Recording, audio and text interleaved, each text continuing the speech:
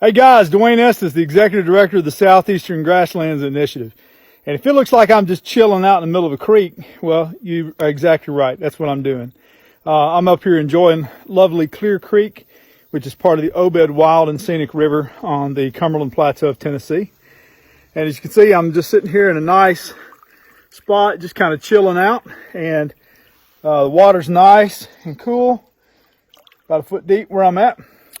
But one of the things that's really neat here is what's right there. Now, to set the scene, we got some mountains behind us. We're here in the Cumberland Plateau, so we're in the heart of Appalachia.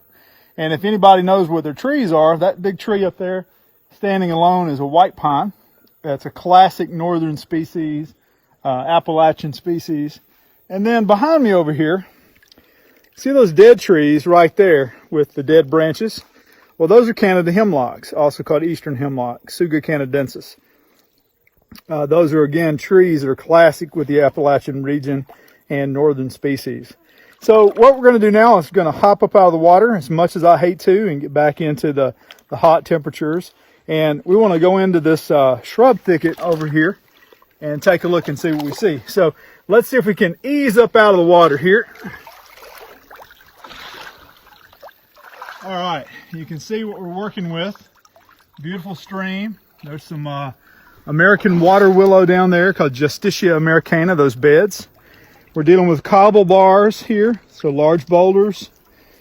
If you look that way, you can see boulders that are larger than a van. We got various kinds of shrubs like silky dogwood, which is a well-known sort of riparian shrub. We got hazel alder in here. Over on the banks, we've got river birches and red maples, and so to speak. So what we're going to do now is make our way through this mass of vegetation. As you can see, we've got shrubs that have gained a foothold among the boulders.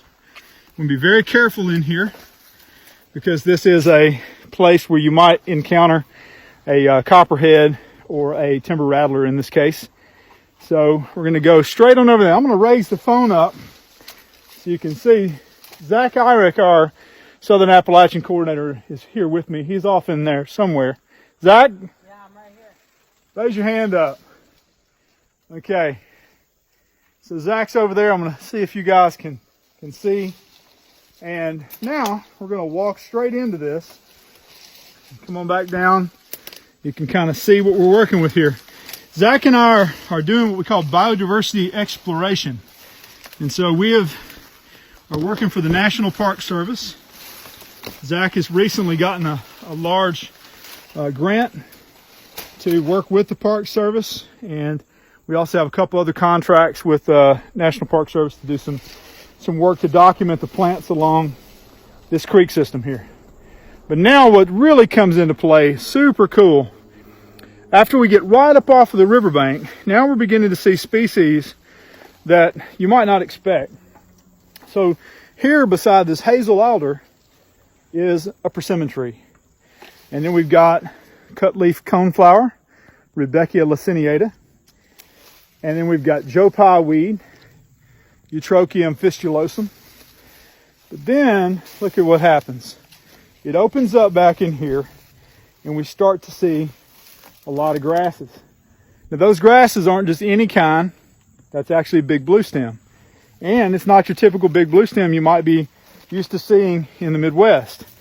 This, we believe, is our own sort of Appalachian big bluestem. It's a smaller type. It's got narrower leaves. Those leaves are fairly smooth to the touch.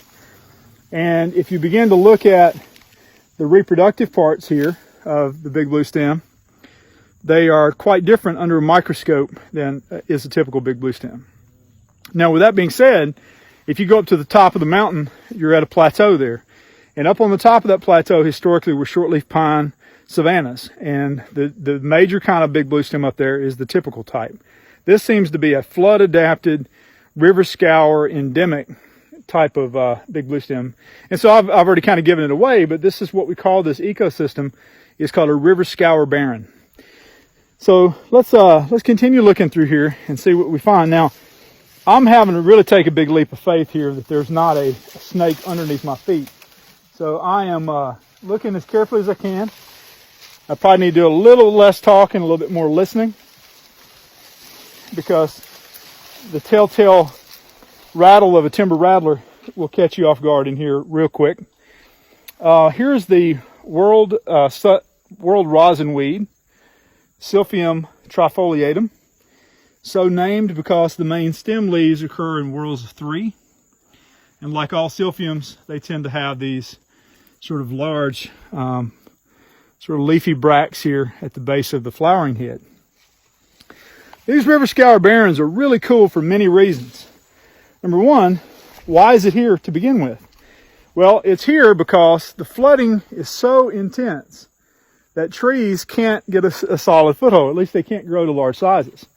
And so we can see that here with this black gum, for example. If we make our way right over here, that black gum has got a pretty thick trunk, but notice that it's very short and it's routinely getting blasted by floodwaters. And you can see all the debris that's stacked up against the back of that tree. So life for a tree is very hard in these conditions. So that's one thing. If you're a grass or if you're a wildflower that is a perennial, meaning that you've got your roots are in the ground, they're locked there year after year, they're able to come back, then you've got an advantage over these large trees because of your growth form. So the other thing then is that the farther back away from the river you are, the better, because the closer to the river center, the more intense the floods. And so as these cobble bars form, they're sort of high and they jumble up, and the farther away from the center line, the less velocity the water has, the less force the water has. And also things like boulders and cobbles oftentimes don't get carried quite as far from the main river channel. They tend to drop in the center of the channel. So a lot of times in these back areas, smaller particles like sand will be deposited. And so you may actually in fact have sand dunes in some cases that'll stack up back in here and sort of form these piles.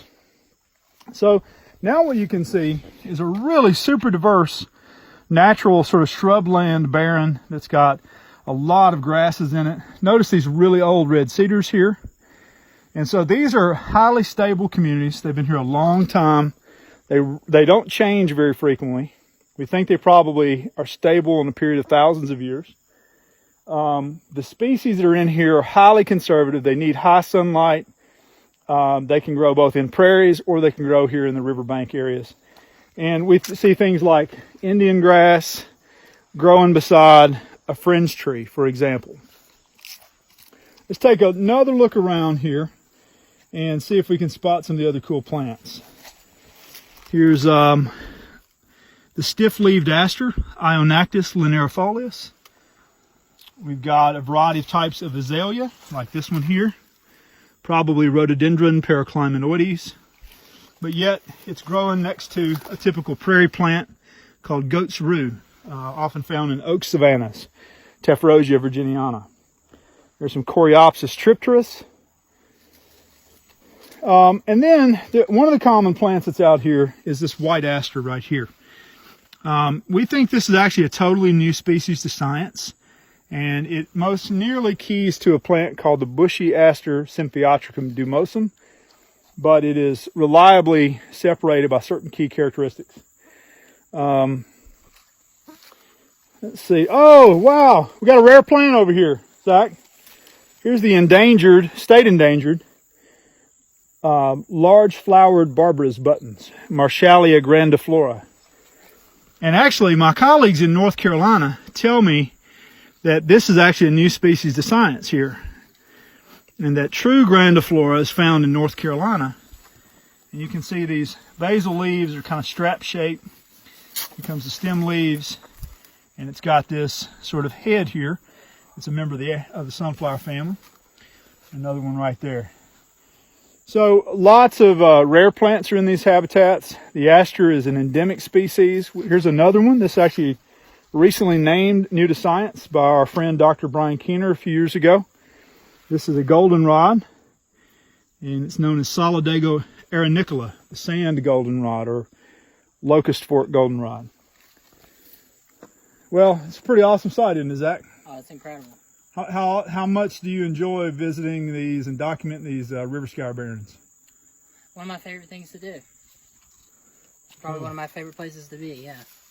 Excellent. Well, let's explore it a little bit further, and we'll let everybody get back to it. We hope you guys have enjoyed some biodiversity exploration with Zach and me here on the Clear Creek. See ya.